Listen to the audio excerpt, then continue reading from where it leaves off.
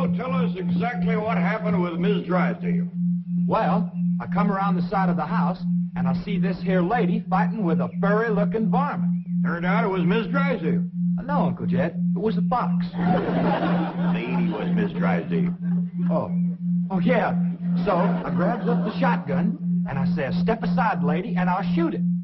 Well, instead of that, she whipped around and throwed that thing in the air. Well, I shot it on the fly with both barrels. That blew my wife's fox fur to shreds. She fainted dead away. I caught her just in time. The chauffeur had to help me get her into the car. She was out like a light. She was stewed to the gills. You said it took 2 men to get her back in the car.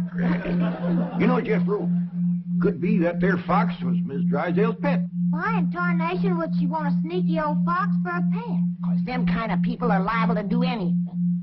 What kind of people? Ask your pa. Well, I reckon I can't protect you from the ugly side of life forever. You see, Miss Drysdale was what city folks calls what was her husband called it, Granny? Hypochondriac. Yeah, that means she drinks a little. A little. Her own husband said her bedroom was full of bottles.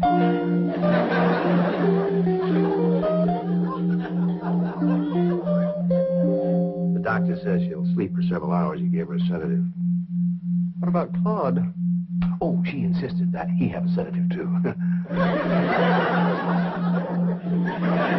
dog, he's probably the first canine hypochondriac. Let's be thankful for one thing, Mr. Drysdale. What's that? The tree outside the window. It completely obscures her view of the Clampett estate. Yes. And if that tree should ever lose its leaves and she gets one look at those hillbillies... It shall not happen. The Clampetts have agreed to accompany me to Palm Springs. Fine, fine. Now, you keep them there until I get Margaret back to Boston. Can do, and will do. Maybe it's for the best that you know about that poor woman next door, Ellie. I can fit you in and help us get her cured. Yep. I'll need you to help find the makings from a sobering up mash. That's what I'll give her first. But Miss Jane said she was taking us to Palm Springs. Folks don't run off and leave the neighbors when he's in trouble. What all you gonna need for your sobering up mash, Granny? Well, most of the stuff I got. But it takes a coon root, wretchweed, sourdough, skunk oil, chimney soot, spider webs, horse beard, snake wart, ever leaves, chicken gizzards, stump water, coal oil, slippery elm ooze, and turpentine, and a few more things that's secret. Oh, and the biggest toad you can find. Granny, you use a live toad? That's just for testing. I give it a swaller to see how far it jumps. Last time Granny used a sobering up mash, set a new record. Clean over the top of Elverny Bradshaw's clothesline. That's tall jumping for a toad. Oh, this wasn't no toad. This was Elverny's husband, Homer. It was him Granny was sobering up. Well, Ellie, if you're going out in the brush hunting stuff for Granny, you'd best put on some old clothes. Okay, Pop. Well, let's get a going.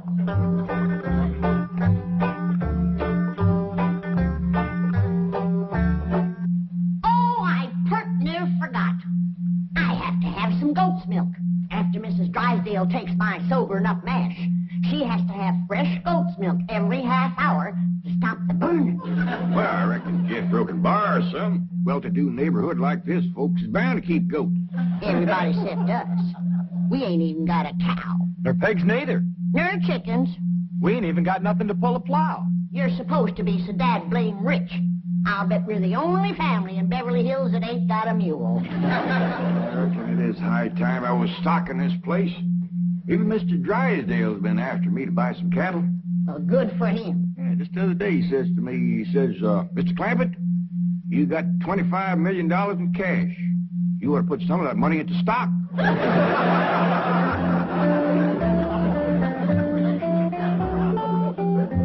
Well, we better get busy now if we're going to find... There goes that music again. Jethro, did you ever find out where that's coming from? No, sir, I didn't. Every time I went to looking for it, somebody always come to the door. This time I'm gonna find it for sure. Yeah, good hunting. Me and Granny will be figuring out what stock to buy.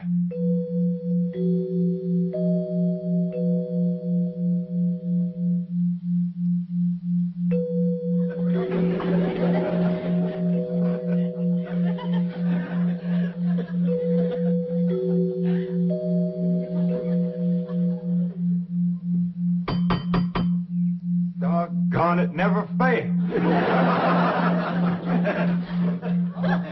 Howdy, Miss Hathaway. Oh, please stop calling me Miss Hathaway. Now, if I can call you by your first name, Jethro, surely you can do the same for me. But, Please? well, howdy, Miss Jethro. How about calling me Jane? I like that better.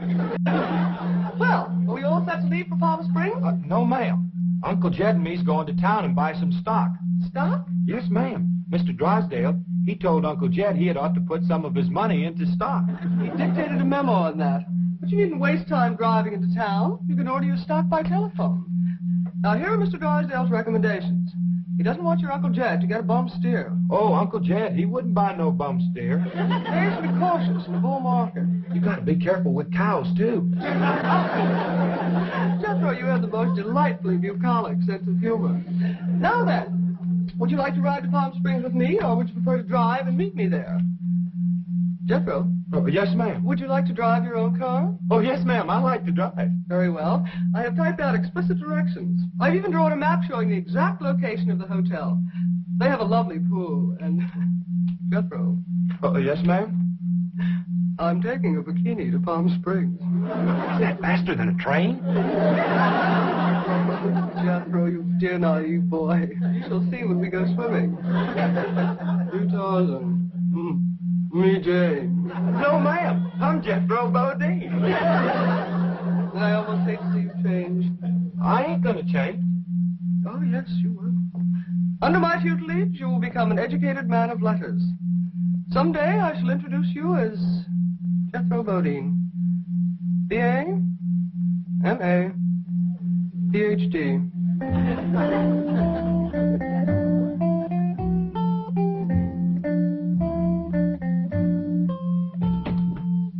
Awful smart woman, but that ain't the way you spell Bodine. All I know is this is the kind of stock Mr. Drysdale thinks is good.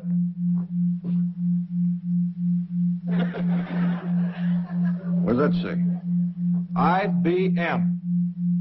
What's that spell? IBM. What's an IBM? I don't know. Next it's got, S's. S's? Well, that's what's wrote there. USS. That makes sense. Maybe it ain't Mr. Drysdale's fault. Just between you and me, that Miss Hathaway can't spell for sour grape. I don't need this list nohow. Me and Granny's already figured out what we want. That's right. A pair of goats, 3 pigs, 4 cows, a bull, a mule, and a dozen chickens. Reckon we get all that on the truck? Don't have to. Miss Hathaway says just call on the telephone and they'll bring them out. Oh, now, ain't that nice? Hello? Jed, I watched that banker feller. You have to stick your finger in them holes and spin her a while. All right.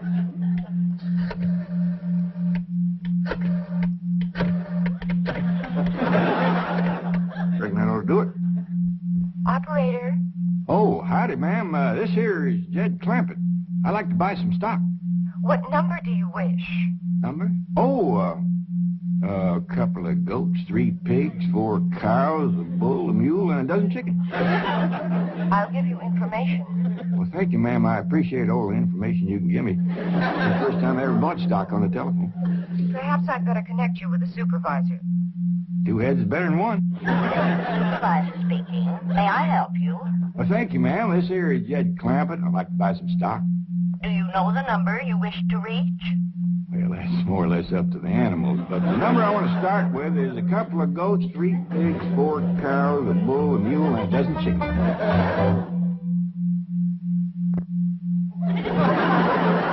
Sure is a dandy pin, Jethro. As soon as Ellie gets back from the Drysdale, she can milk this here goat.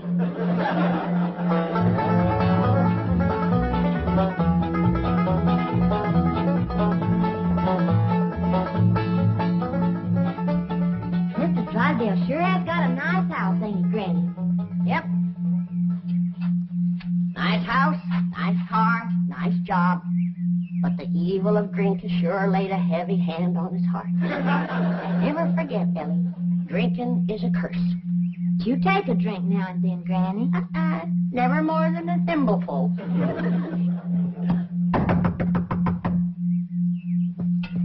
Oh, Ellie, you might have to hold Mrs. Drysdale while I spoon my sobering up mash down her.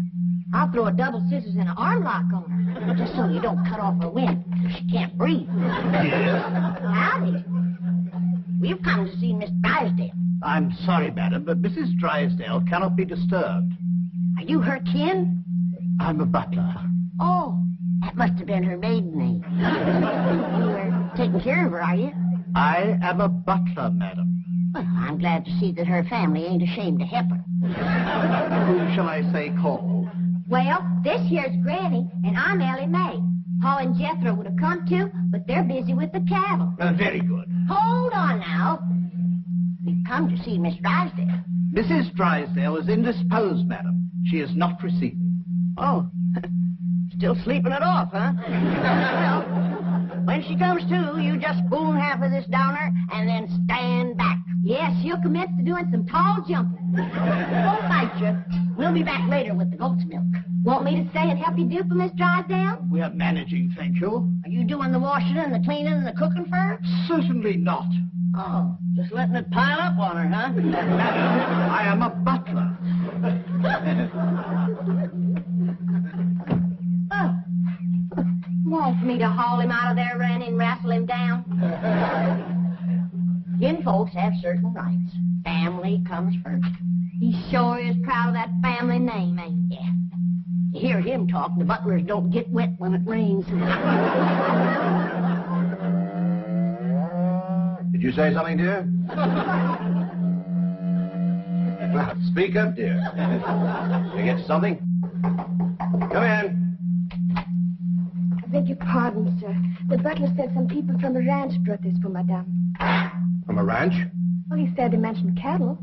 They call themselves Granny and Ellie Mae.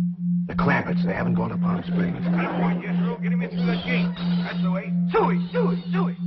Hey, hey. Ah, get in there. Ah, hey. Ah, get in there, Big. Get in, Big. Come on. Get Big. That's the way. Suey. No, surely not. Marie, tell me I'm hearing things. You're hearing things, sir. Cows, chickens, pigs, goats. No.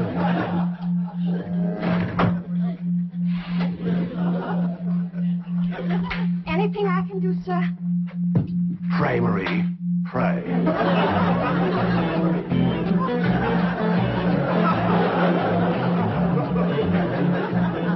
Hold your horses, I'm coming.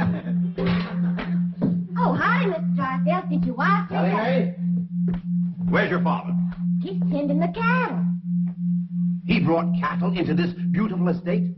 No, he called on the telephone, and some men brought him in a truck.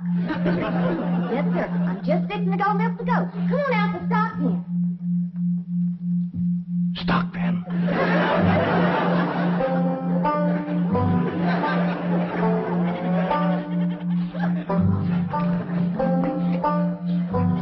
Yes, sir, Mr. Drysdale. I finally took your advice and put some of my money in stock. How's that goat milk, Ellie? Just fine, Pa.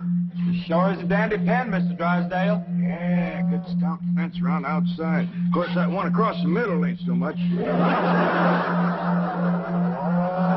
Bulls already jumped it twice and ain't even mating season.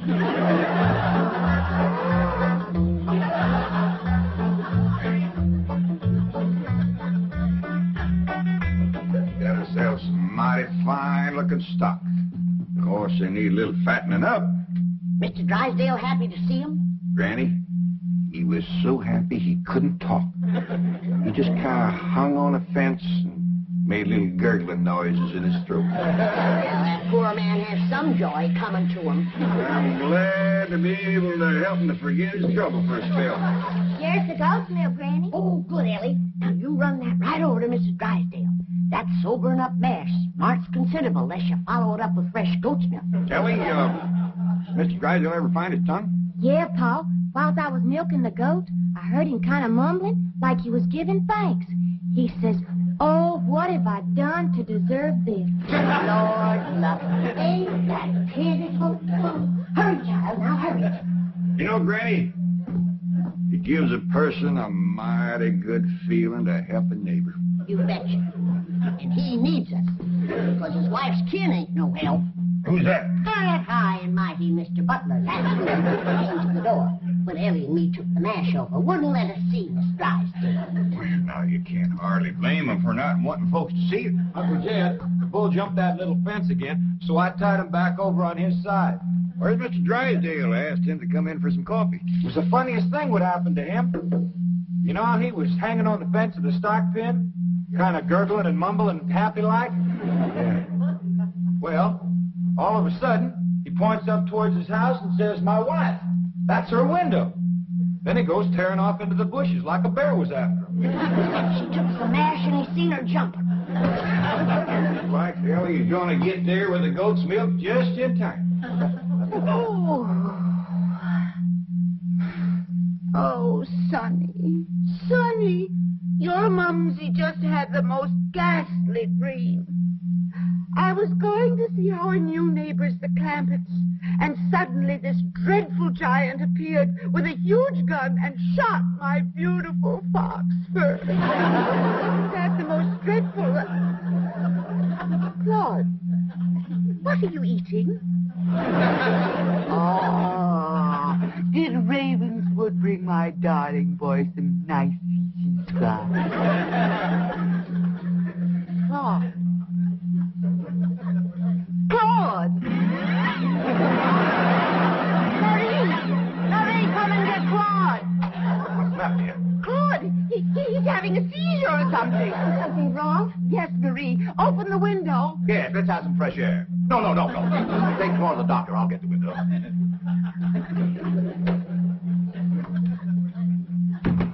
Well, darling, how do you feel? Dreadful. My nerves are shattered. Open the window, dear. Well, it might not be good for you, Margaret. Oh, don't be silly, Milburn. I need oxygen. Besides, I adore the fragrance of that jasmine that grows on the fence of that tennis court next door. Now, open the window. All right, dear, but first I have a surprise. Surprise. Don't move. I'll be right back. Granny, that there butler fellow wouldn't let me through that door again. And he wouldn't take this milk, neither. Why not? He said he wouldn't touch nothing more from us without it was sterilized. What's sterilized? Oh, we had that in school once. That means soaked in alcohol. Alcohol? Appears to me like Mr. Drysdale's got two drinkers on his hands. Mr. Drysdale must be in terrible shape. Fighting me, scratching and clawing people and everything. How do you know? I heard her yelling and screaming clean from upstairs. She says, Marie, come and get Claude. Sure enough, pretty soon, this poor girl come a-running down yelling. Take me to the doctor. I got Claude. Family or no family, that woman needs help, and by thunder, she's gonna get it.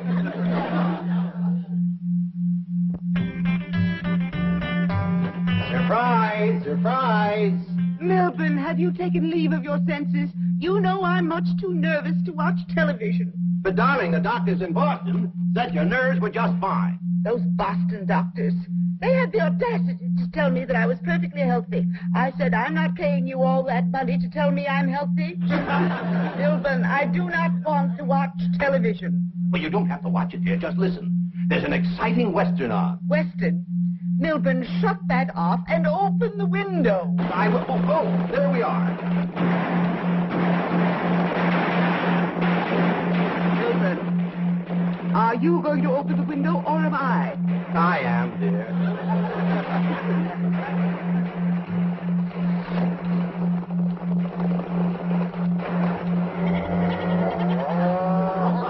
There, you see, the cattlemen and the sheepmen are fighting it out. You won't turn it off. I will. Oh, dear, I do admit that's a very old plot, but I'm sure we can get something better.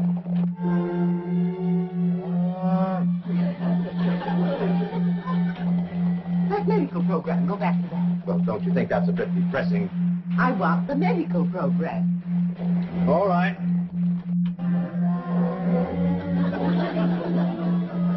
Milburn, I still hear the cattle and the goats.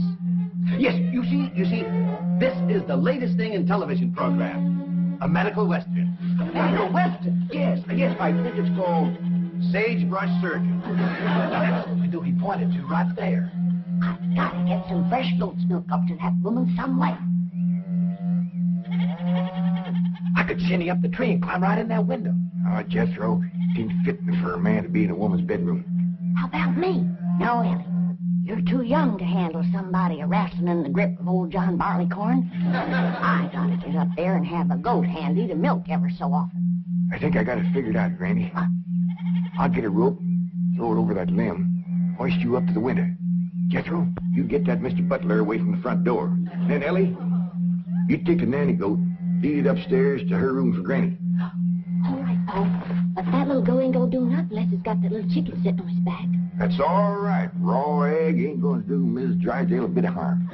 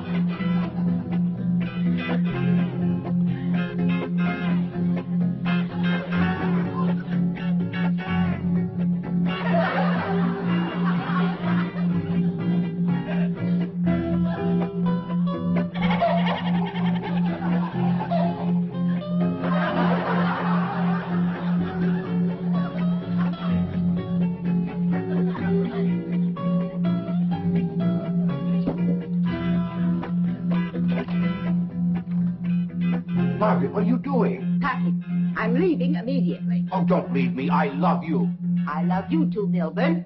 Why don't you come to Boston with me? You haven't seen Sonny for a long time. I don't understand. Why have you suddenly decided to go back to Boston? To see those doctors. Let them dare to tell me now I don't have a nervous condition. I'm even having hallucinations. It's wonderful. Hallucinations? I just saw a witch fly by that window, and there's a goat in the bathtub with a chicken riding on its back. Oh, you couldn't see them, dear. Only someone with my shattered nervous system. There goes the witch again. Oh, Milburn, I'm the happiest woman in the world. It's marvelous. Wait until those doctors hear this. Can't get in the attic and she won't open the window. Heist me up again. Here, Milburn. Let's have a vitamin toast to my coming triumph.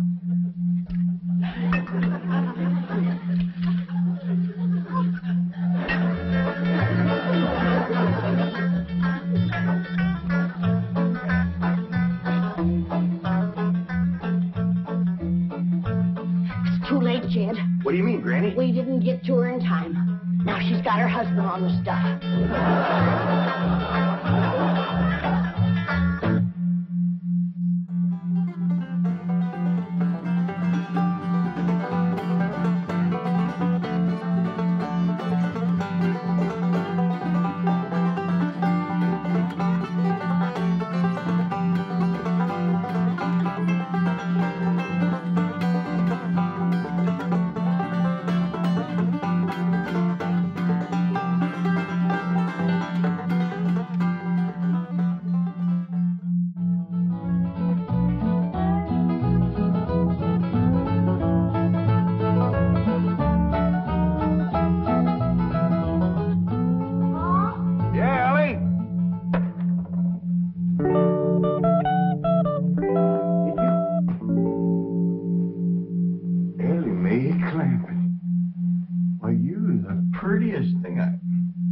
Never in all my born days. How'd an old mountain goat like me ever get a young'un like you're a queen? That's what you are in that shiny dress standing there. You're a queen. Feel it, Paul. It's slicker than a toad's belly. I'll get if it ain't. What kind of dress they call that? This is what you call a ball gown. A ball gown. Well, you's even catching on to what they's named. Well, Miss Hathaway, she pinned a piece of paper onto every dress she got me, telling what it was for. You better tote along the shotgun, keep fellas away. Oh, no, Pa. That's what I'm going out for, to meet some fellas. Hallelujah. You know, you're going to find out something I've been saying is the truth. You don't have to dress up in boys' clothes to have fun with boys. I'm going to keep my promise, Pa. I ain't going to wear nothing but dresses for 3 whole days. And I'm going to keep my promise, too. If you don't have just as much fun as you did climbing trees and wrestling, you can go back to wearing your pants and shirt. Goodbye, Pa.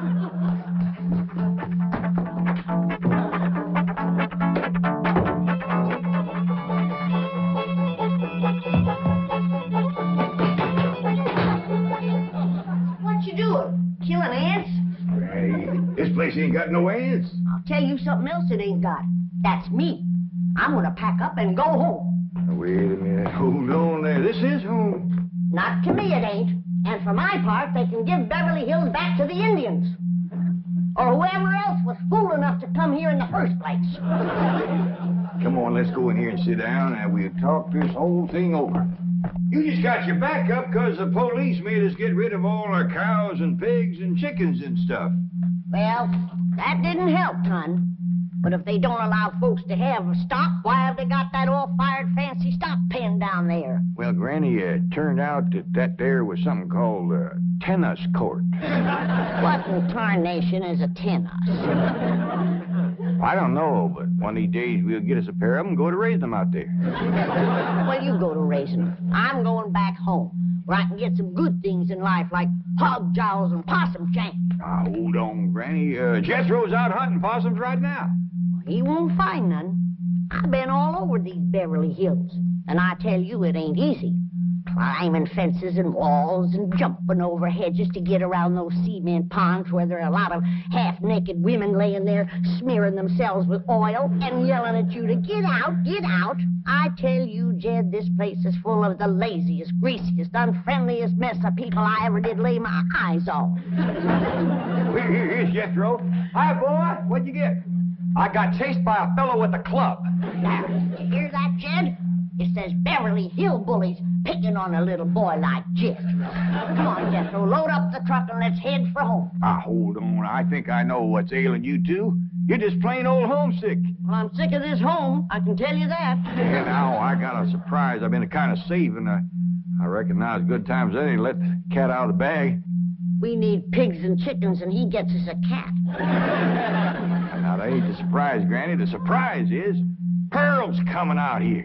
Ma's coming out here? Yeah, and she's bringing your sister Jethrine. Hot diggity dog. Yeah, I wrote her a letter. I said, Pearl, I says, why don't you come out here and bring Jethrine? We got lots of room and plenty to eat, and we sure is a hanker to see you. Oh, boy. I gotta get us some possum now, because if there's one thing Ma and Jethrine likes, it's grits and possum shanks.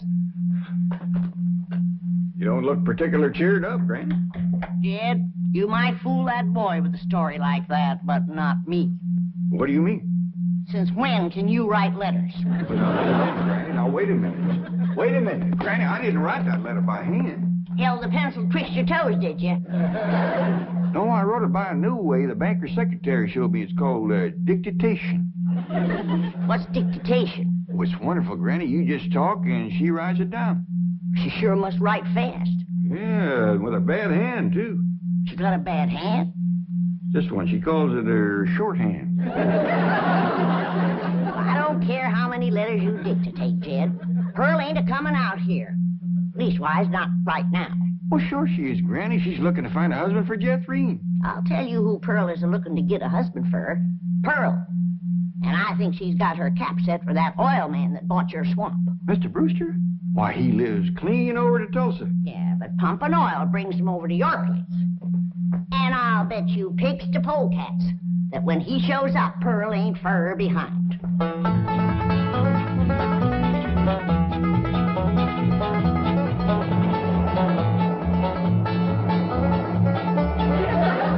There he is. Hold on, Jeffrey.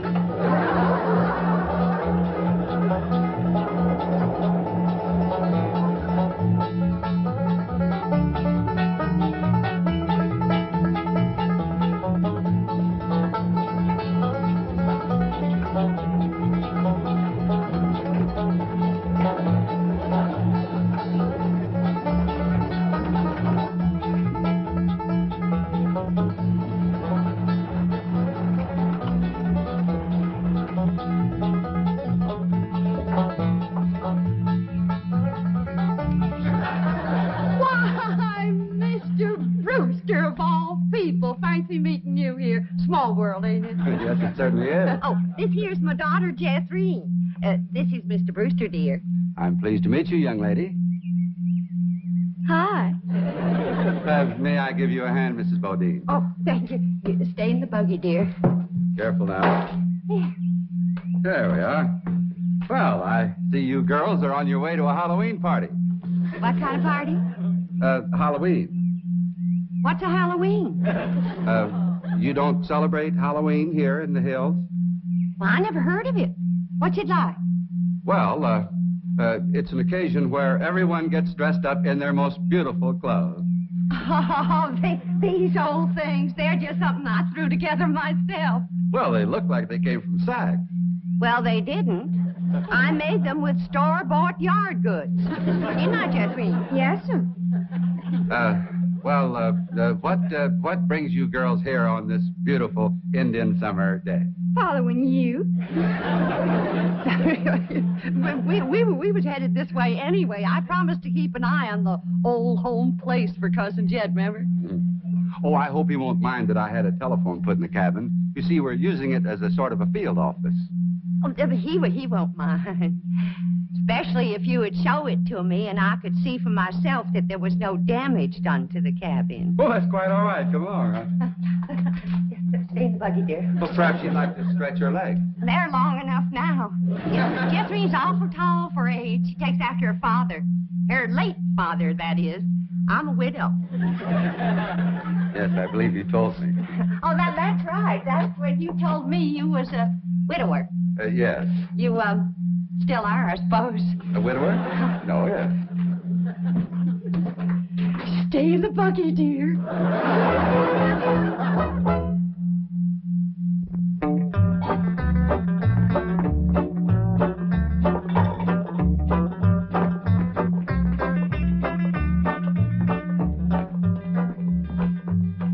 I'm going back where I should have stayed in the first place.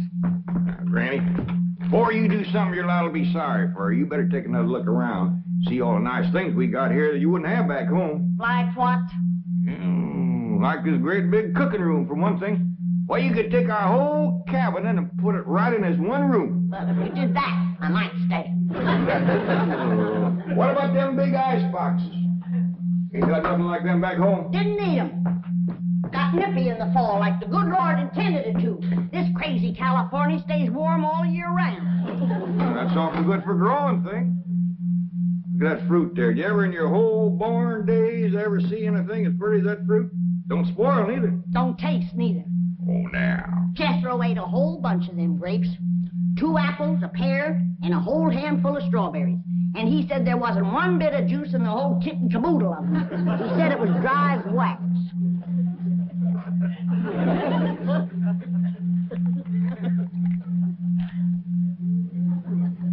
Here's a mighty dry and gummy. Maybe you ain't supposed to eat this fruit. That's the trouble with this miserable place. You ain't supposed to do nothing. You ain't supposed to have cows or pigs or chickens. You ain't supposed to fire up the still and make a little moonshine whiskey. Answer me, what can you do in this Beverly Hills? Well, you can do lots of things, Granny. Things you couldn't do back home. Name one. Well, you can call up your friends on the telephone. No, you can't. Why not? 'Cause we ain't got no friends, that's why not. There ain't been one neighbor come a-calling on us since we moved in here. Oh, so that's what's ailing you. Nobody's been coming to call. Well, now you got to remember what Pearl said. This here is Beverly Hills where the movie stars live. What's that got to do with it? What's that got to do with being friendly? Nothing. I just thought it might sidetrack you. Well, it didn't. Movie stars are people just like us, ain't they? Yeah, certainly prettier. Wouldn't it be worth waiting for if one of these days they come and knock on the door, and we go to answer it, and we open up the door, and standing there would be Mary Pickford. Mary Pickford? Yeah, with the golden curls hanging down her back, and her pretty little rosebud mouth saying friendly things like, howdy there, I'm Mary Pickford. Oh, you'd say to that? I'd say, who's Mary Pickford? That's right. Granny, she's America's sweetheart. You know that movie house where Pearl plays piano on Saturday nights? I heard of it. Well, she says little old Mary is everybody's favorite. Well, tell me this. If Mary Pickford moved in that little cabin down the creek from us back home, what would we do? Oh, we'd gone calling and brought her over a mess of pone and skinned possum. Yeah. And has Mary Pickford brought us a mess of pone and skinned possum? No, she ain't. You gotta remember, Granny, she probably spends 4 or 5 hours a day just fooling with and combing that beautiful curls hangs clear down. Uncle Jed! Well, hello, Jethro. What'd you get this time? I got arrested. Yeah. Policeman, he took my gun away. He said they don't allow hunting in Beverly Hills. That does it. That does it. Then he pointed to old Duke here. He said that dog had his rabies shot. And I said, no, sir, that dog ain't had nothing shot. I'm careful with a gun. What'd he say? He said, oh, wise guy, huh? So he put Duke and me in his police car. But we jumped out and run. Oh, is Ma and Jeff Reen here yet? No, well, they ain't a-coming. Now, if you want to see your ma and your sis, you pack up that truck, and you and me will skedaddle back home where folks is friendly. Now, Granny. Doggone if she ain't the muliest little woman. Granny, now just a minute. Now, Granny, will you just let me say one thing? Well, you be quick, because I got a long trip ahead of me. Granny, I know it ain't been easy for you out here. New things is always vexing, especially at your age, but I'm bound and determined to keep this family together. And if you go back to the hills, we's all going with you. I'm asking you please to stay. Not for my sake, but for Ellie Mae. Granny, what this place has done for her is a plain miracle. Why, that wild Injun has become a grand lady. I wish you could have seen her go out that door looking like a queen in a picture book. I tell you, I just wanted to sit down and bawl, the way you done when I married her ma. Now, she's just... She's out there now. Not just wait, Granny. Wait till you see. In here, Ellie Mae. Huh? You sure was right. Oh, hi, Granny. You don't have to wear boys' clothes to have fun with boys. May, you promised me you wouldn't wrestle. I ain't been wrestling. Then what have you been doing in your ball gown? Doing what I'm supposed to do, playing ball. Oh, I made 2 touchdowns and kicked 3 field goals.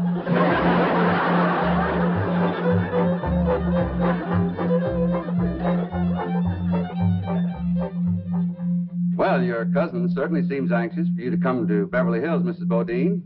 Will you? Mrs. Bodine? Yeah. Will you? Yeah. Will I what? Go to Beverly Hills to visit your cousin, Mr. Crampett. Oh, well, not right now. I'm awful busy. You see, I do fancy sewing and hat making and give beauty courses and personality building and music lessons. Then on Saturday, I play the piano over the movie show to Oxford. And then, of course, there are my young ones, Jethro and Jethreen. Of course, they're no trouble. Jethro's in California, and Jethreen, she's fixing to get married. Well, congratulations. When's the wedding? Soon as she finds a fella. Well, you certainly are a busy woman, Mrs. Bodine. Yeah.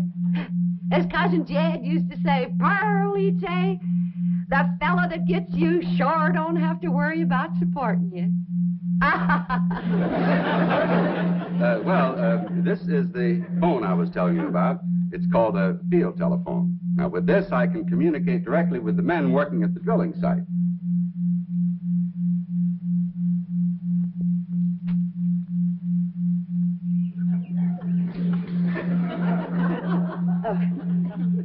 Any young men down there? Oh, yes. Any unmarried young men? I'm sure there are.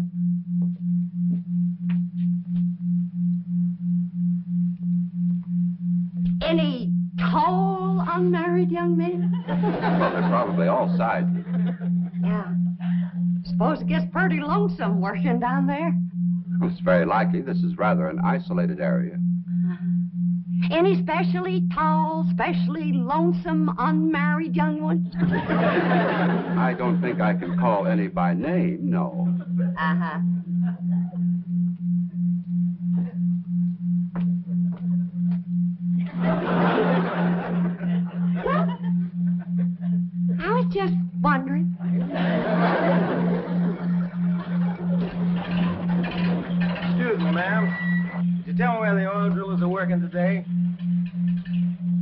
Well, now, what have we here? Rebecca of Sunnybrook Farm, and pretty, too. You know what, honey? I got something here just for you. A genuine French garter imported all the way from Paris, France. They usually sell for 50 cents, but, honey, you can have it for a quarter. Listen, honey, I'm going to be around a couple of days. You busy Saturday night? Well, you are now. And there's a dance over in Hooterville. Ooh-wee. I bet you're an armful of mama. I mean it, honey. I like big girls. You just do things to me. You carry me away. All right. Hey, what's going on here?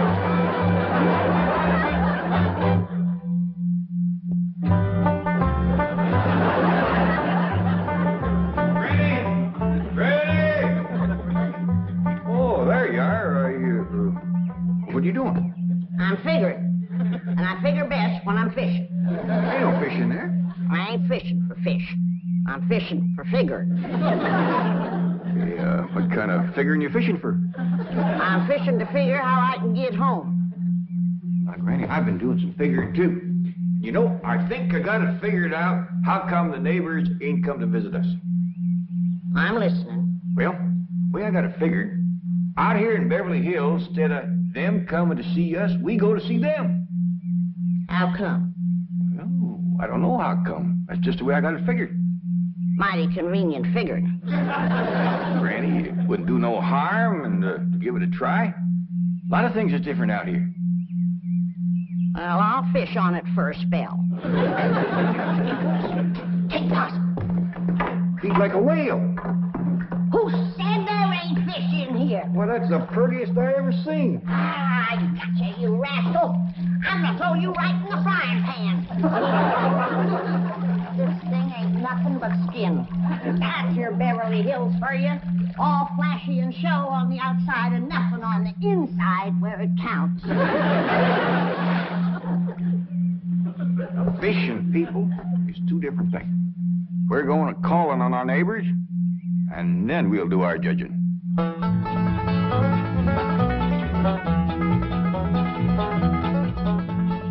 Well, let's see now. Which neighbor shall we call on first?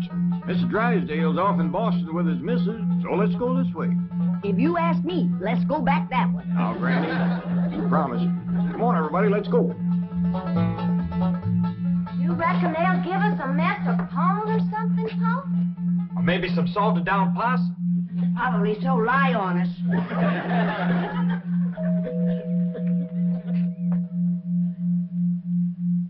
I'm not expecting anyone, Agnes. Oh, it's probably just some children playing trick-or-treat, ma'am. Howdy, ma'am. We's the Clampets. You got something for us? Jethro. Aren't you rather big for this? Yes, ma'am, we are. In fact, I don't see how anybody gets through that little door. Just a minute. Come in. Come in and shut a spell, as you folks say up in the hill. Well, thank you. We got a lot of calls to make. But, this here is Granny. Howdy. Hello? I'm my daughter, Ellie. Oh. My nephew, Jethro. Oh. And I'm Jed. Hello, Jed. I'm Agnes. Just call me Aggie. Mighty nice place you got here, Aggie. Oh, shucks, 'tain't nothing but a heap of bricks, but we call it home. Well, sure is nice to meet up with you. Oh, well, now, wait just a minute. I got something for you. Wait a second. Here you go, Granny, and Ellie, that's you, and Jethro, you and Jed. There. Yeah, thank you. That's mighty neighborly of you. And you must come and see us sometime. Yeah, we'll go hunting together. Hey, Aggie, you like to play football? Love it. Well, there's a whole bunch of fellas that plays in the pasture down the way a piece. And they'd like it just fine if I could bring some more girls along. I don't think... Please, can we go out now? Not yet, children. Not till it gets dark.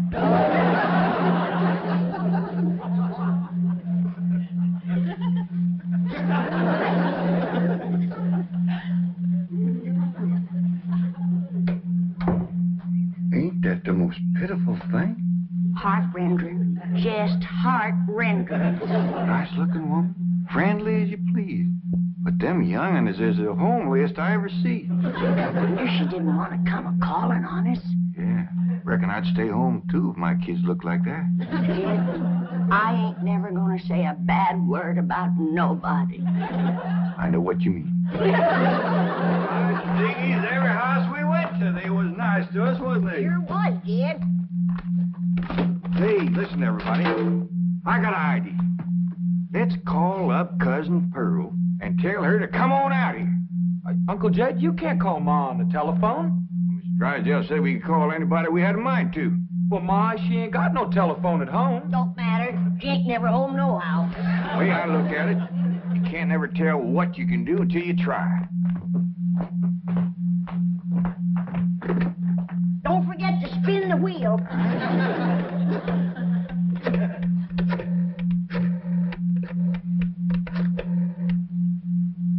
Howdy, ma'am. I want to talk to Pearl Bodine back in Oxford. That's right, operator. J.D. Clampett in Beverly Hills. Oh, Jed's sure gonna be surprised to hear me talking at him on this thing. Oh, they're ready to make the connection. Hello? Jed! That you, Jed? You betcha it is. Hello, Pearl, you old rascal. What you doing down there? How's all right, Pearl? This here's Ellie. Jethro talk in a minute, but first I want to say something. You gotta come out here to Beverly Hills and bring Jethro in. If she can't get a husband out here, there ain't no hope. You ain't never seen so many homely young'uns in all your born days.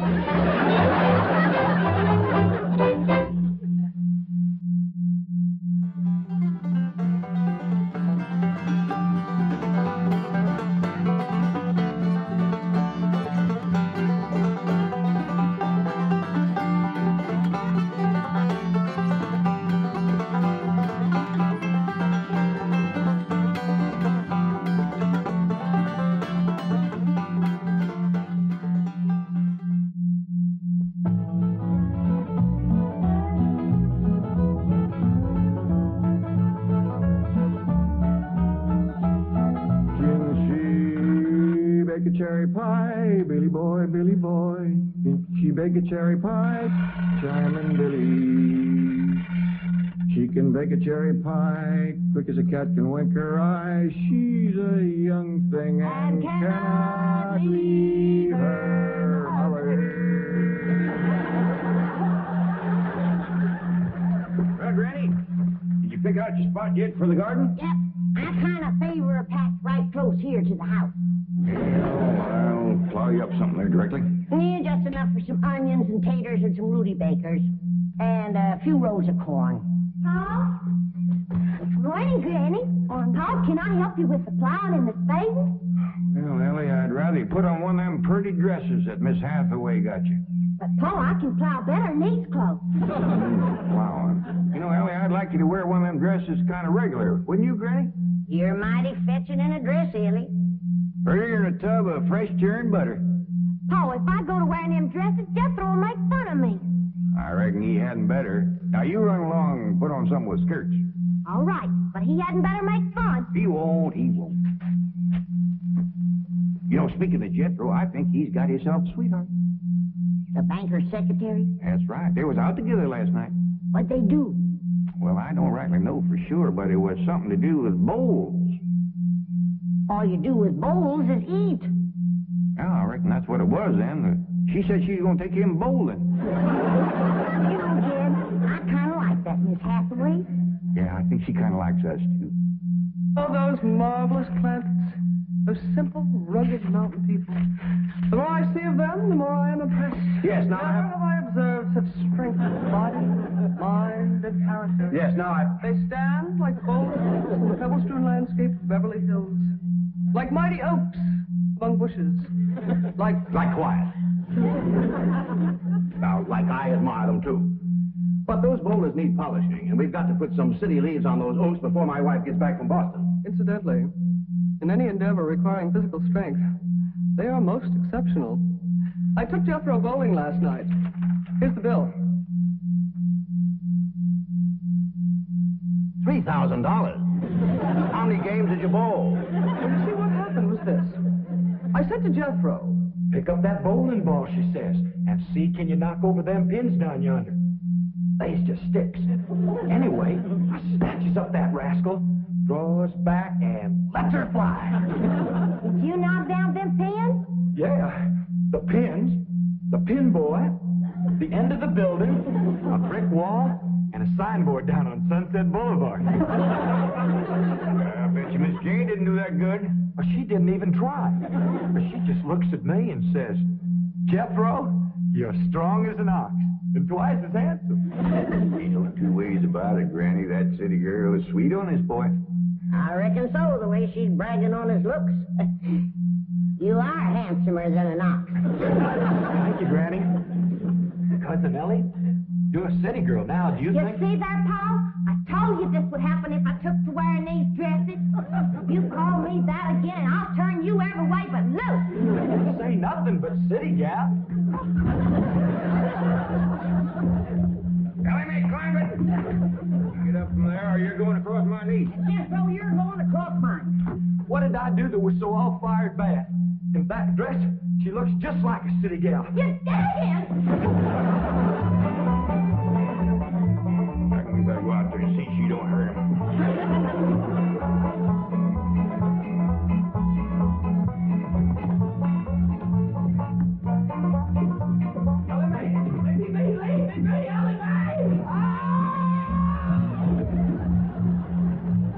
Jethro, now that we living in the city, you got to learn to use the steps. They'll be happy to know that I'm making splendid progress with Ellie Mae. She's turning into quite a lady. Fine. There's Jed, Granny, and Jethro we've got to work on.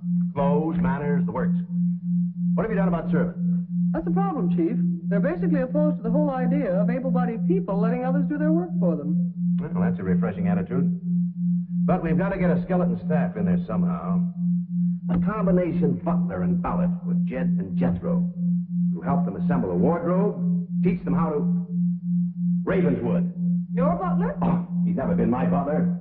Came with my wife like an overweight dowry. Been in her family for years. And with Margaret in Boston, I can certainly spare him, plus her upstairs girl, Marie. I doubt if you can sell Mr. Clapperton the idea of servants. Get him on the phone. I'll make him think he's doing me a favor by taking him off my hands for a while. Right, Chief?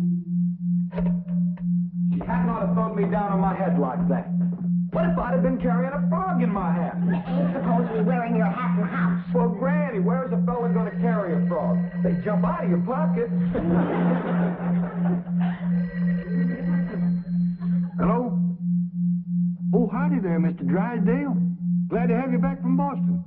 Your missus come with you? Oh, that's too bad. I know her and Granny'd hit it off like two sows in a mud waller.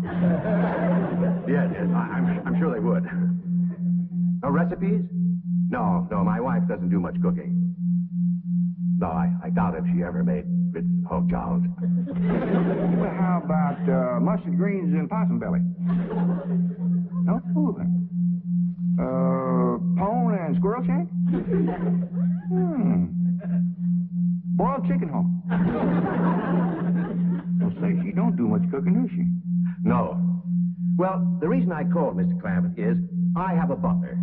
Well, he really belongs to my wife's family, but he's been with us ever since we were married. And I was wondering if you'd let him come and stay with you for a while. You mean board with us? Well, I guess you could call it that. Who's going to board with us? Just a minute. Some kin of Miss Drysdale named Butler. Oh, why, we'd be just... That's that no good fat rascal that wouldn't let Ellie and me in to help Miss Drysdale when she was sobering up. Hello? Granny was talking at me, but she's done now. Oh, no, she ain't. Just a minute. Granny, let me hear the man out, and then we can talk it over. Yes, sir, Mr. Drysdale. I'm a listening now. Well, in addition to Ravenswood, he's the butler, you can also have my wife's upstairs girl, Marie. Margaret may be away for some time, and I have absolutely no use for him. Well, I sure would like to oblige. Me and Granny will talk it over, and I'll call you. Oh, thank you. You'll be doing me a great favor.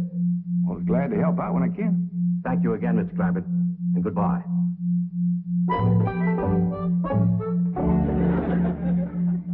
Is somebody coming to live with us, Uncle Jed? Maybe, Jethro, maybe. Well, why don't you go out and make up with your cousin Ellie? Okay, Uncle Jed. All right, Jed, let's have it. We gonna board that butler fella? Well, Mr. Drysdale'll take it mighty kindly if we did.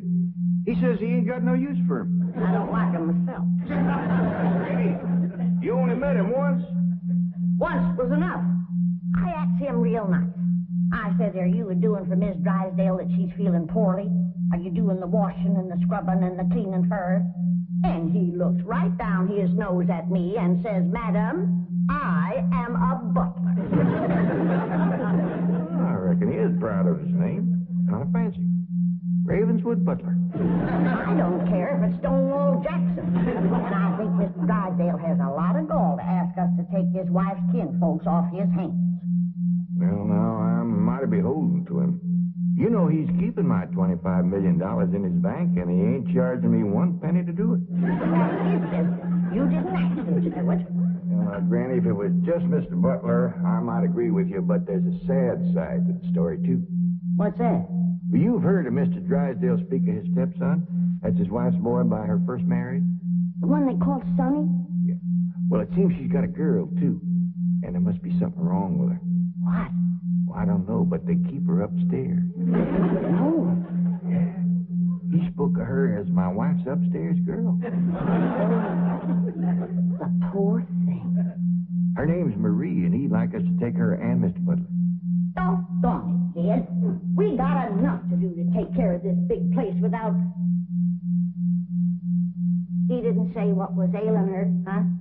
Well, no, but if you ask me, they ain't eating right over there. No. You know what Mr. Drysdale told me? What? His wife ain't never cooked grits and hog jowl. Ah, go on. That's a fact. Nor mustard greens and possum belly. Nor pone and squirrel shank. Nor even boiled chicken hawk. Land of mercy. You can't hardly blame Mr. Butler for getting a mite cranky. Man don't eat right, he gets that way. I reckon it won't do no harm to take him in for a spell. Granny, for such a little woman, you got an awful big heart. Well, I feel sorry for the poor girl. But the first time that fancy pants Mr. Butler looks down his nose at me, I'm gonna chuck him in the cement pond.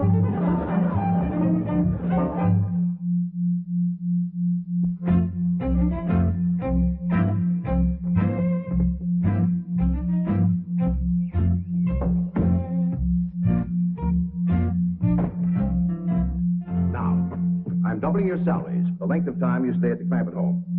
But if one word of this gets back to my wife in Boston, you're both out of work with no references. Actually, you will find the Clampetts to be basically fine people. All they need is a little polish. Polish. They need sandblasting. However, I think Miss Hathaway's plan may overcome their initial resentment of wearing city clothes. Yes, I think I have devised rather a clever strategy. To put it briefly and succinctly, my strategy is as follows. I shall propose to the Clampetts that they sit for a family portrait. As you know, my hobby is painting.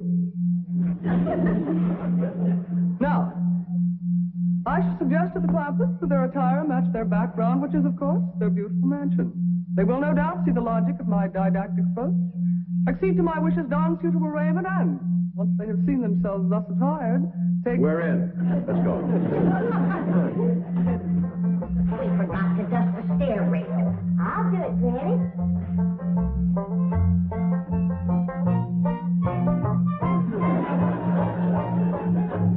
Besides, wearing boys' clothes does come in handy sometimes. Hi, Ginger Granny. I think we got her all spick and span for the company. They ain't a speck of dirt no place. Can I go swimming now? Me too? As soon as we help Granny clean up the kitchen.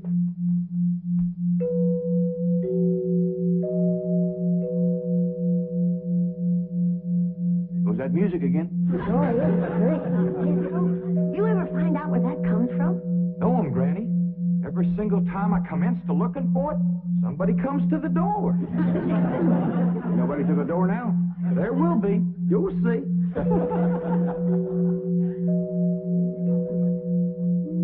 Doggies, that's nice. I'll pitch in and see can we find it. You're wasting your time. I'm a-telling you, before you can find it, somebody will come to the door.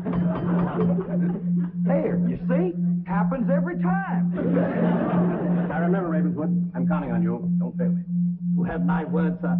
I've been butler and valet since boyhood, as was my father before me and his father before him. And I've yet to meet the man or woman who posed a social problem too difficult for me to handle. That's the spirit. Howdy there. Remember me, Mr. Butler? No! Ravenswood, come back! You gave your word! Come back, you coward! Come back here! I'll cut off your fringe benefits! Ravenswood probably forgot something. He'll return shortly. Meanwhile, this is Marie, Drysdale's upstairs girl. Marie? J.D. Clappett? Howdy. Jethro Bodine? Ellie Mae Clappett? And Grandma Clappett. No, ma'am. I am a Moses.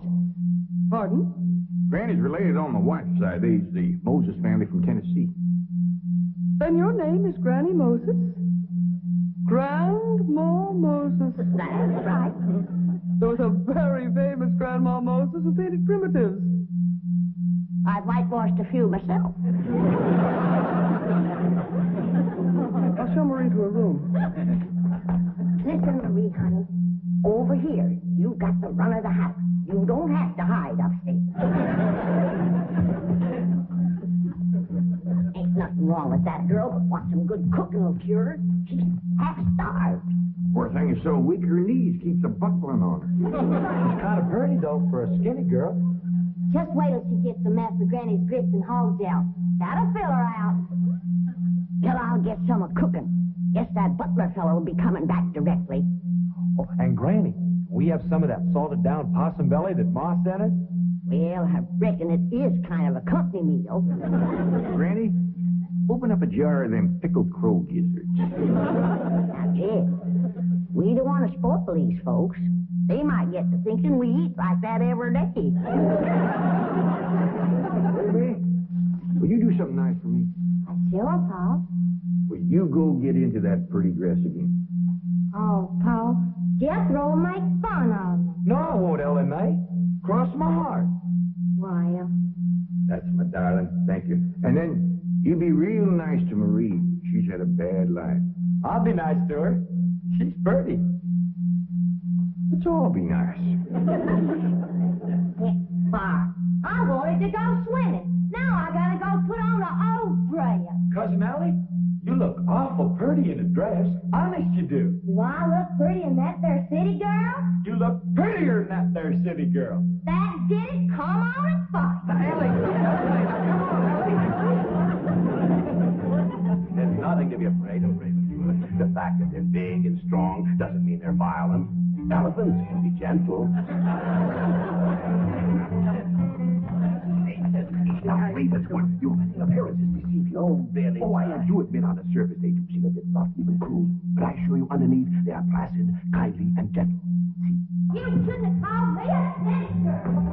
Leave me alone, please. City girl.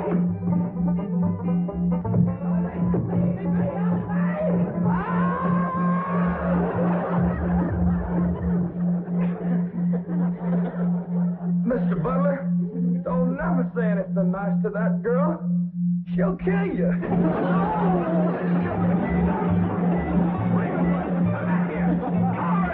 Come back! You promised!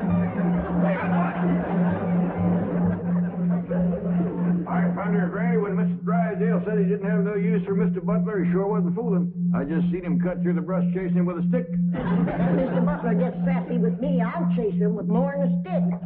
Dad, Ellie throwed me down on my head again. If she don't stop that, I'm gonna get a headache. Stop riling her, Jethro. Golly, all I said was she's pretty. That ain't no call to bust a fella's head. How's it going? Oh, howdy, Marie. Hi, Marie. Are you hungry, darling? No, mother. I'm whooping up something here that'll just set your mouth to watering. Put some strength in your limbs, too. Tell her what it is, Granny. A great big mess of grits and horse down. And salted down possum belly. Cold pickled crow gizzards. How you like that? Don't tell me that Charlie's hungry. Why, she's ready to drop in her tracks. Set her at the table and I'll dish up a mess. No, please. I only came in to bring you a message from Miss Hathaway. She's preparing to paint the family portrait, and she wishes to know if you all will sit for her. May I tell her that you will sit for her? Well, yeah, I reckon we'll do that. Merci.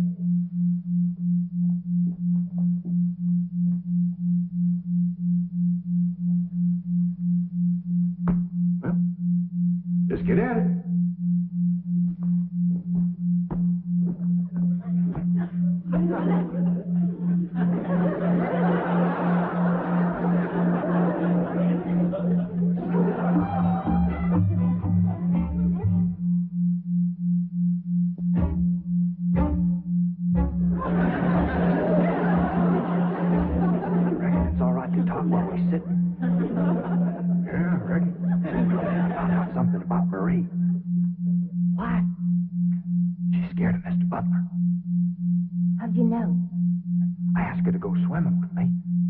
He wouldn't allow it.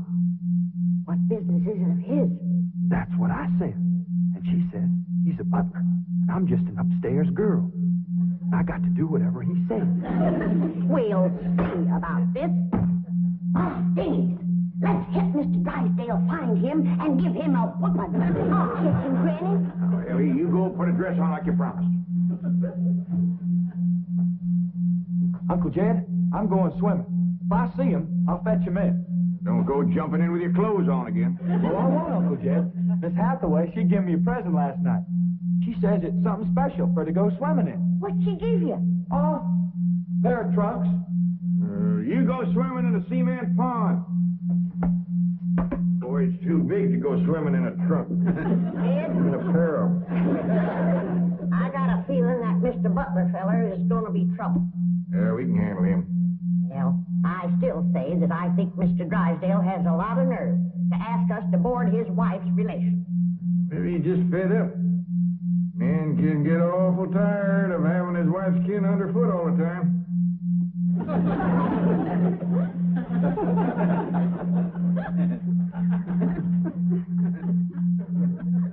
He told me that Butler fella had been living with him ever since they was married. I declare some in-laws latch on to free room and board like leeches. Take the mule kick to jar 'em loose. You can't hardly blame Mr. Drysdale for trying to get shed of a critter like that.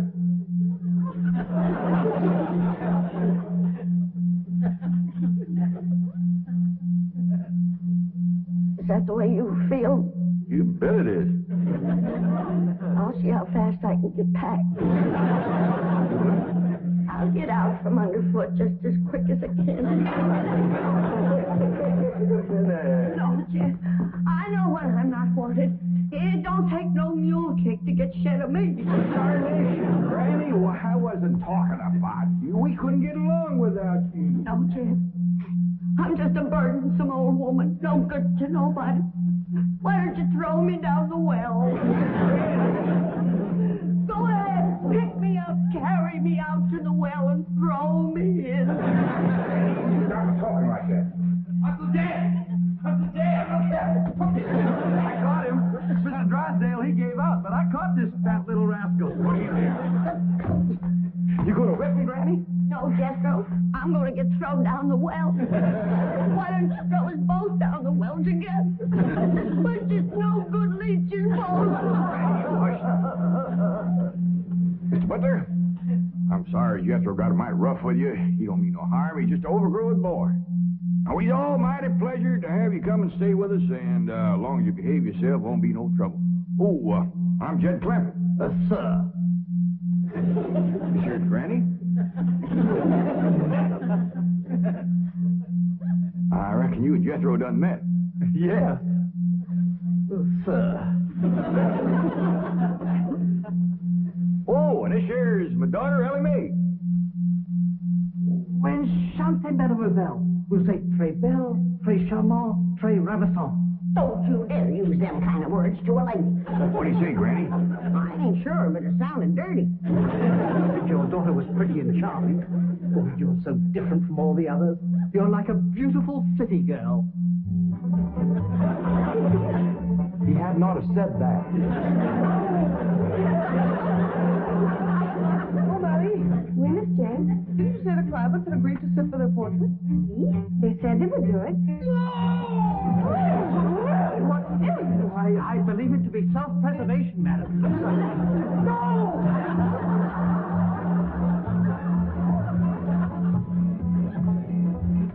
Don't take to the stairs, she'll catch you sure.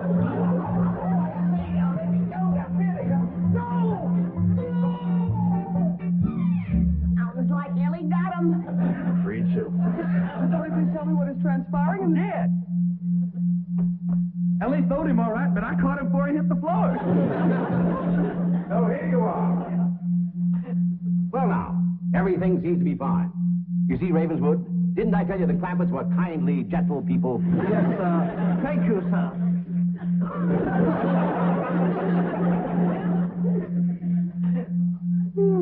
We're going to have to feed up both of them, Granny. His knees is buckling, too. The Beverly Hillbillies.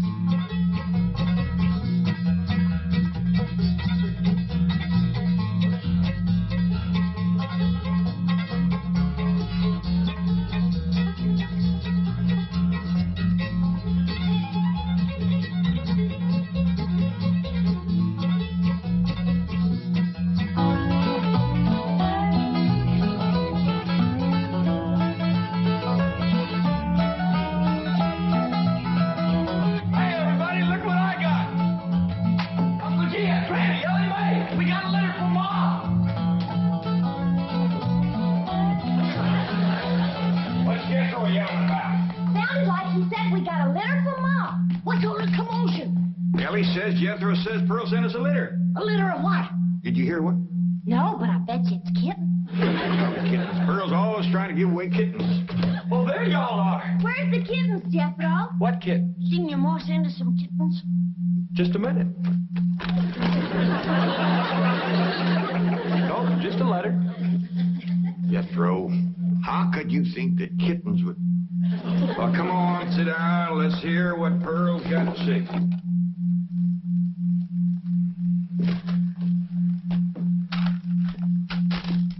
Dear son and kinfolk, I take pen in hand to say we are all fine back here. How are you all out there? Just fine, Pearl. That's right. Jethro, I hope you are making good marks in school out there. Ma thinks I'm going to school. Are you in the 5th grade like you would be here? Doggy Jethro, I clean forgot about putting you in school. We're going to have to get you started today. Can I go too? Well, now, I think Miss Hathaway's got plans to put you in some girls' school. Can I go too? Jethro, I just said it was a girls' school. That's why I want to go. I like girls. I don't. As for the letter, after that, we'll take care of school. Your sister, Jethrine, had a narrow escape. A city dude tried to take advantage of her. What does that mean, Paul? That's, well, Granny will explain that to you later. Tell us more about the city dude, Jethro. His name is Jasper He. Jasper He? That's a funny name. Oh, there's a dot in there. His name is Jasper. He wears patent leather shoes and spats on them. Don't sound too neat, does he? He seen your sister at the cabin when I went there to keep an eye on it for Cousin Jed. I know what Pearl went there to keep an eye on. At Mr. Brewster. Well, now, Granny, Pearl's a widow woman. She got a right to look. I ain't knocking it. I got my eyes open myself. At first, I thought the city dude worked for Mr. Brewster, so I drove back out to the cabin to give him a piece of my mind. I could put a bug in that Mr. Brewster's ear. Look out for feathers. Feathers? The more Pearl has her eye on a man, the more feathers she sticks in her hat. That's right. 3 and 8 came in flowing 2,000 barrels a day. And it looks like the new strike's going to be even better. There's no doubt about it. This is one of the richest pools we've ever hit. Yep, everything from here is good news.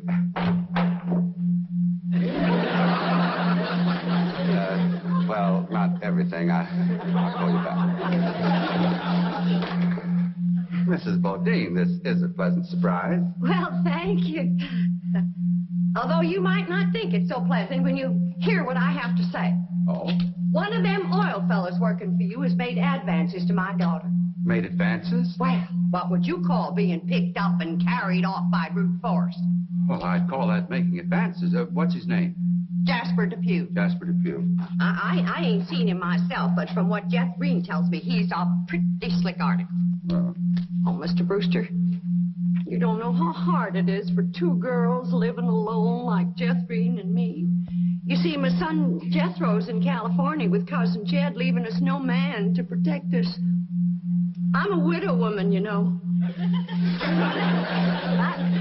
I guess wherever you have two unattached girls living alone, there's bound to be trouble.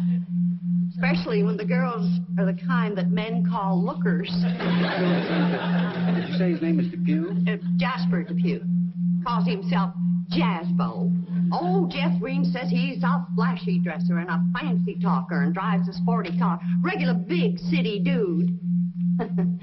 I guess Jeff Green's kind of like me when it comes to tall, handsome city fellas. I'm just putty in their hands. No one by that name working for OK Oil. You mind if I look? Well, no, go right ahead. I'm bound and determined to find the rascal that trifled with the affections of my sweet, innocent, helpless baby girl. Ma! Jeff Green, I thought I told you to stay in the buggy. I seen Jasper Depew coming. Here? Yes'm. Oh, well, thank goodness we got Mr. Brewster to protect us. Oh, there he is. Mr. Brewster throwed his arms around me and held me in his strong embrace. What's an embrace, Paul? Yeah, that's when folks kind of twine their arms around one another. Mean like wrestling? It's sort of like wrestling, except they ain't mad. It's like wrestling for fun. Yeah, I reckon you could say that. Then we heard a knock on the door, and we knowed it was Jasper He. Better look for that dot again. Oh, yeah. We knowed it was Jasper. He was there to get Jethrine. Her beauty had set his heart to burning with flamin' desire. What's flamin' desire, Paul? Well, Granny will explain that to you later. Well, I'll try. But you're sure counting a heap on my memory.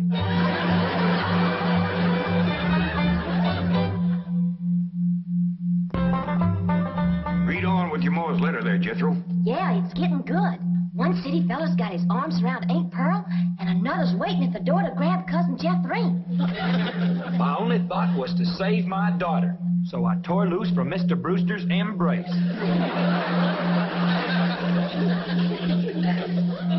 I saw Jethrine heading for the door, so I quick throwed myself betwixt my child and danger. Sweet innocent Jethrine, not knowing better, let that rascal in.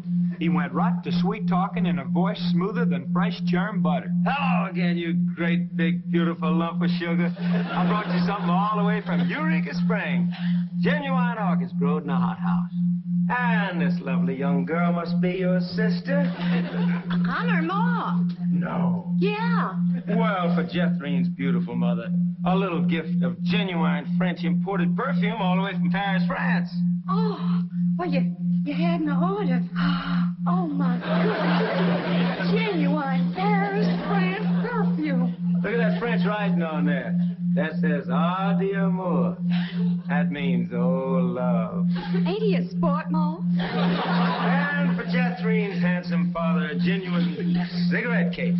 Silver. Thank you, but I am not Jethrine's father. No, Mr. Brewster ain't my husband.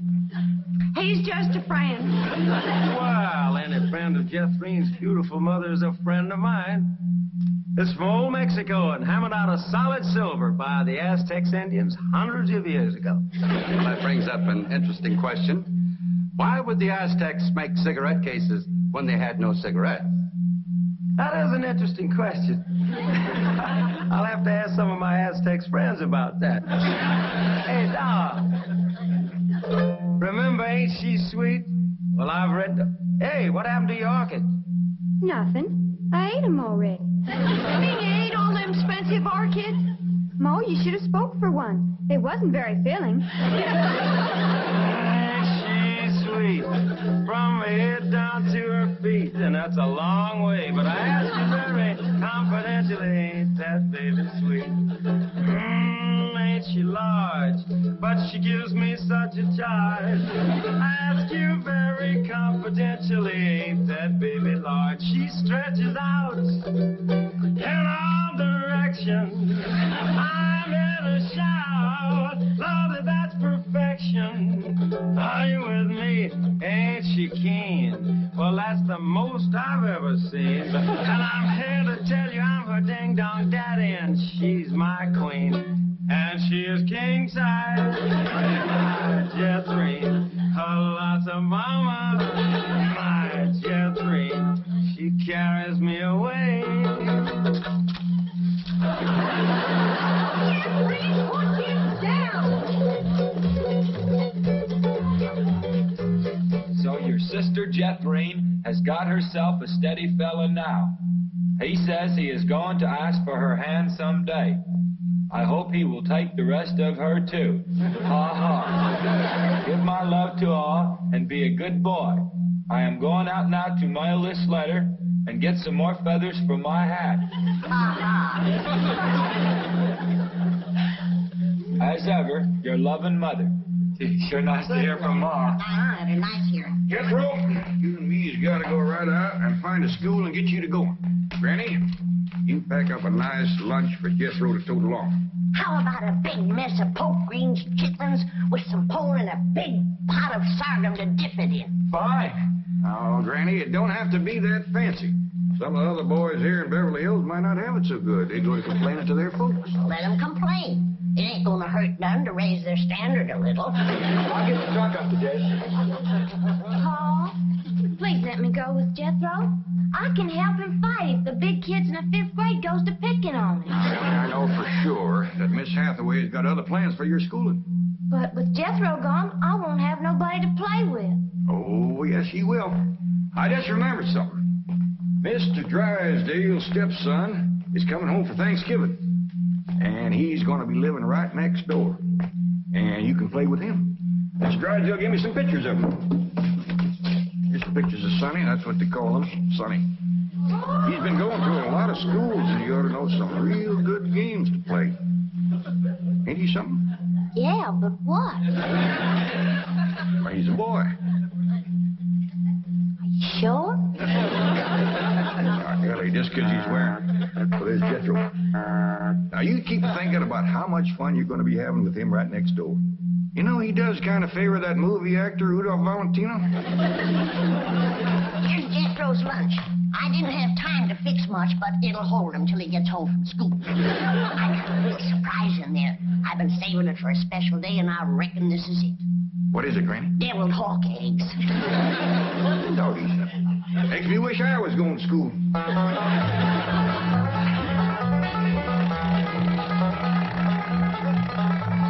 School, all right.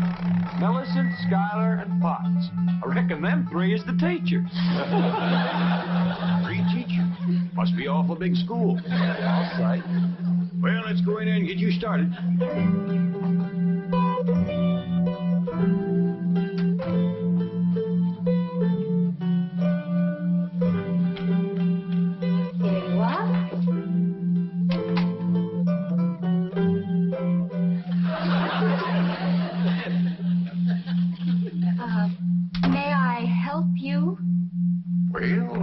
Reckon maybe you can.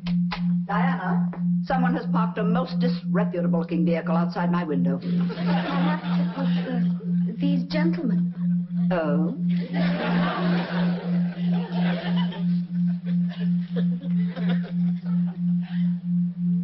Yes? What is it you wish? Well, I'd like to get my nephew started into school. Here? Here's all right if you got room for a desk and his lunch basket. My dear man, This is a most exclusive private school. The tuition is quite expensive. Well beyond your means, I'm sure.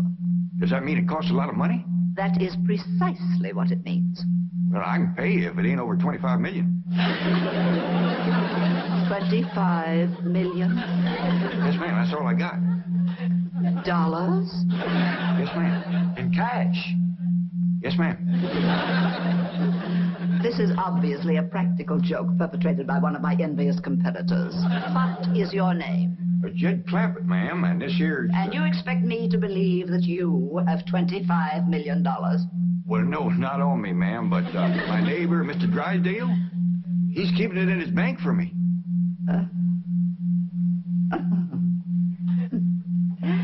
Get me Melbourne Drysdale at the Commerce Bank. You see, it just so happens that Mr. Drysdale holds the mortgage on this school, so we are very well acquainted. Hello. I'd like to speak to you. Now, if you wish to admit that this is a hoax and be on your way, we will forget the entire incident. Otherwise, you may be liable to some sort of action for invasion of private property and impersonating a millionaire. Mr. Drysdale is coming on the line now. Thank you. This is your last chance, Mr. Clampett. My next call will be to the police. Very well. Mr. Drysdale, Millicent Schuyler Potts here. Come in, come in, come in, come in. Thank you, ma'am. Diana, tea for these gentlemen. Croppett? Oh, no, ma'am, Clampett. Diana, use the Spode tea set. Well, sit down, sit down, sit down, sit down. Just the two of us. Ellie Mae and Granny didn't come. Well, do make yourselves comfortable. Mr. Drysdale's exact words to me were, well, never mind his exact words. Apparently he values your friendship greatly, and Mr. Drysdale is a very important mortgage. Man. Now then, shall we talk about your youngster who's entering our 5th grade? What is his name? Jethro Bodine. Bodine? Jethro? No, ma'am. Jethro Bodine. We always put the last name first. Now, male, of course. Yes, ma'am. Just got a letter this morning. Date of birth? December the 4th.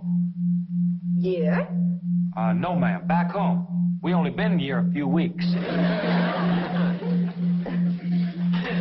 Perhaps you should answer the questions for our vital statistics. Now, we need to know the complete birth date, which in turn gives us the exact age. Now, we have December 4th, and judging from the fact that your nephew is entering the 5th grade, I would surmise that the year is, 51 or 52. Am I correct? Oh, Jethro ain't near that old. And in the 5th grade? Why, that's wonderful. Well, perhaps we have a budding genius on our hands. Archie!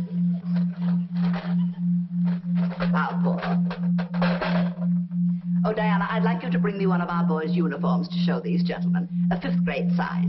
No, on second thought, you'd better make it 3rd grade. He's younger than average. We require that all of our students wear identical uniforms. It makes for less friction that way. Otherwise, the boys of millionaires are apt to be taunted by the really rich. I bet you Jethro will look right good in a uniform. He can't wait to be a soldier. Oh, yes, many a young lad is like that. However, our uniforms do not reflect any militaristic design. No, rather, we strive for something gay, attractive, and smart. Oh, there you are. Charming, isn't it? Now, you take this home and have Jethro wear it when he comes to school in the morning.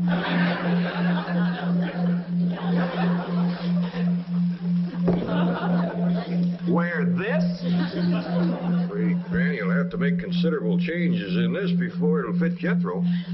So tiny? Ma'am. And in the 5th grade? Well, the boy must be a genius. Well, you may be very sure that we will bring him out. Where is this? He'll bust out. Now then, how do you gentlemen like your tea? We don't know, ma'am. We ain't tasted it yet. Oh, you are the fun-loving one, aren't you? Yes, ma'am.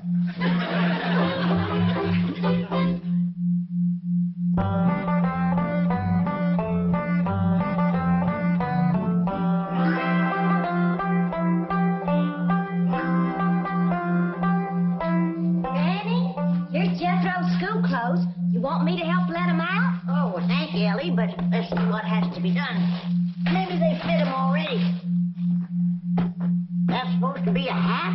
I reckon so. What's that? Well, Jethro said it stands for POTS. Pots? That's the school he's going to. Pot school. Hell, he'll be learning a good trade. If there's something folks always needs, it's pots. Jethro can make you some dandy new ones once he catches on to it. Miss Sam Hill is supposed to wear that. Well, Jethro, I reckon.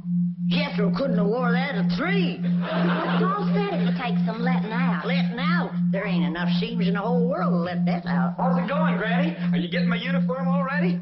Jethro Bodine? No, Granny. Over to school, it's Bodine Jethro. Ellie Mae, leave the room. You got no shame running around here in your underpants? Granny, these ain't underpants. They swimming trunks. You wrap that towel around you before I cut a switch. But Granny, Miss Hathaway said... I don't care who says what. I'll be glad when your ma gets out here to take you in hand and to make you some school clothes. These things ain't never gonna fit. But Granny, I gotta have these in the morning. It's a rule. All us kids over there's gotta wear these. And that coat, too. Yeah. I sure wish your ma was here with her sewing machine. Pearl's a whiz at making clothes. Now that you're gonna be keeping company with Jazzbo Depew, you're gonna need some nice clothes. I like the little fella, Ma. I'm glad, Beverly. But you gotta stop picking him up all the time. He ain't heavy. That ain't the point. It don't look fitting for a girl to run around carrying a fella. All right. I won't pick him up anymore. Till we get married. Why would you pick him up then? To carry him over the threshold. You ain't supposed to carry him. He's supposed to carry... No, that's ridiculous. I declare, I don't know how I'm going to keep you in clothes the way you're shooting up. I start a new outfit, and by the time I get it stitched together, you've outgrown it. My new shoes is already too tight for my feet. Oh, them feet. If they get any bigger, you're going to have to go outside to turn around. My feet ain't as big as Jethro's. Well, of course not. He's a boy. Just think, your brother Jethro's going to school in Beverly Hills, California. Yeah. I'm homesick for to see him, Ma. Me too, Jethro. I'll bet your rich Uncle Jed has Jethro duded up like one of them actors in movie pictures.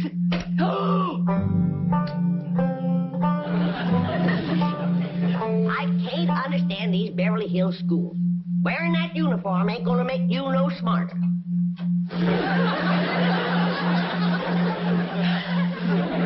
Miss Potts said I had to wear it this morning. She's the boss teacher.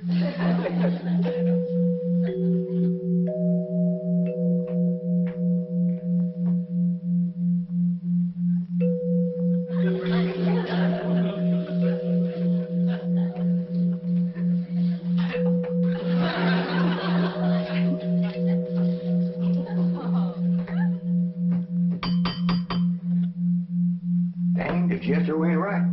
Every time that music plays, somebody comes to the door. Good morning. Surprise. Good morning, Miss Potts. I decided to come by and drive our diminutive genius to school myself. What? Your nephew, Jethro. Oh, yes, ma'am. Jethro! Come on down here. You got to ride to school. Well, that's mighty nice of you, ma'am. Oh, tut. I'm going to give the boy my personal special attention. I feel that when one... Well, howdy there, Miss Potts. You come to take me to school? Yeah, betcha she is. I want you to be a good boy and make good marks so your ma will be proud of you. This is your nephew? Ma'am, you met him yesterday, remember? Of course, he does look a mite different in his uniform. Granny had a time getting it to fit, but she done it. You are in the 5th grade? Oh, yes, ma'am. Just finished 3 years in the 4th. But I can't. It's impossible. Oh, that ain't nothing. He got through the 1st grade in only 2 years. Under no circumstances can I allow this. Well, say, here comes Mr. Drysdale. I reckon he's coming to see Jethro off to school. well, come along, Jethro. Tippity hop. This is the way we go to school. This is the way we go to school. Is Jethro's lunch? Oh, Jethro! You forgot your lunch. Jethro, you share your grits and fat back with Miss Potts today.